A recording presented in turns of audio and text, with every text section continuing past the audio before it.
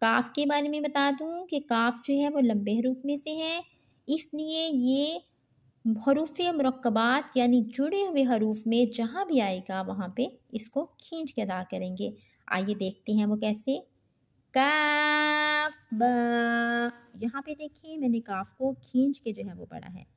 کاف با، کاف با، کاف با، کاف الف، کاف الف، کاف الف، کاف الف، با کاف تا۔